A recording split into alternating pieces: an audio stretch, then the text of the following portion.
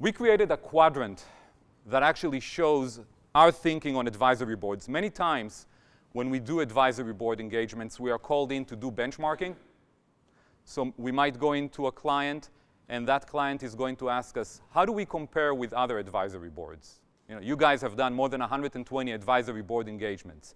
How do we compare either within a vertical, within an industry, or within the entire universe of advisory boards?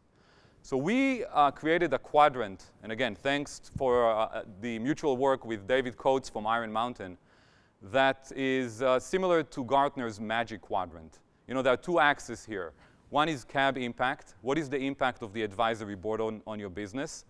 And the other axis is the level of member engagement.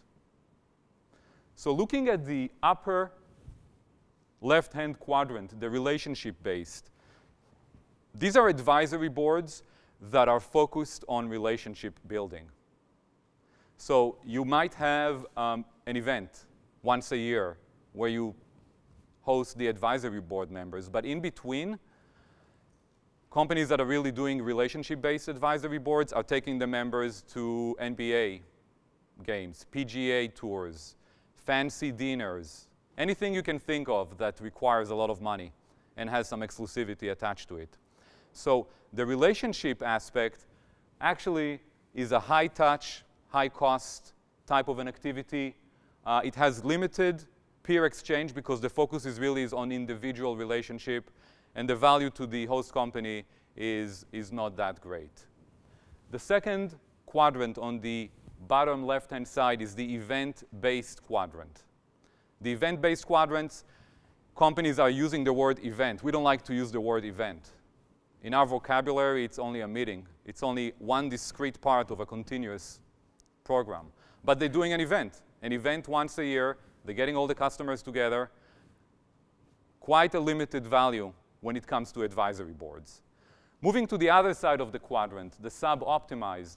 So over here, the impact of the CAB is increasing, but the members are not fully engaged. Okay? The ROI is not consistent. There's delay in incorporating member input into strategic or product or solutions.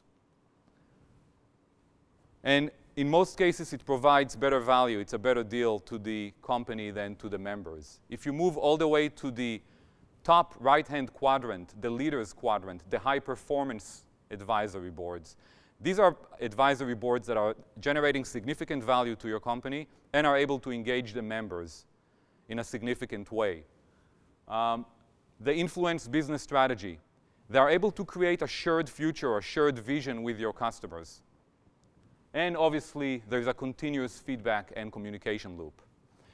If we take this model and actually map it out with some of our customers, obviously we can't have any specific names here, but you can see different categories. You can see that on the relationship side, the engagement is pretty high. We have one client that runs global advisory boards. They've been running them for years. And the impact of the advisory board is pretty low. I mean, they're not really doing a lot of things with it. They use it for a relationship perspective.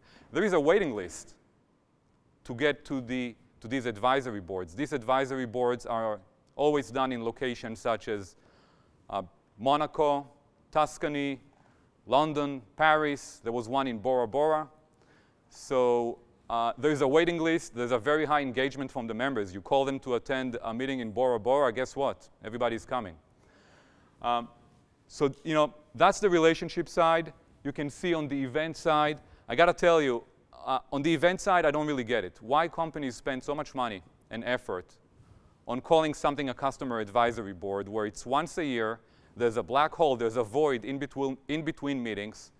Maybe they made a big deal and they issued a press release when the advisory board started, and then they realized all the work that is required, and it's just an empty shell. I mean, this is kind of like a sad story that happens all the time. You go into a company, you see an advisory board, there's nothing there. The sub-optimized one, again, good impact on the advisory board, but still not fully able to engage the members. And then you can see some of the high performers that are able to get all the pieces right. And what we do, we help companies that are on the relationship side or on the event side move to the sub-optimized quadrant first, and then they can move up to the high performers stage. So, I mean, there's a journey here. You can't just jump from a relationship base to high performance.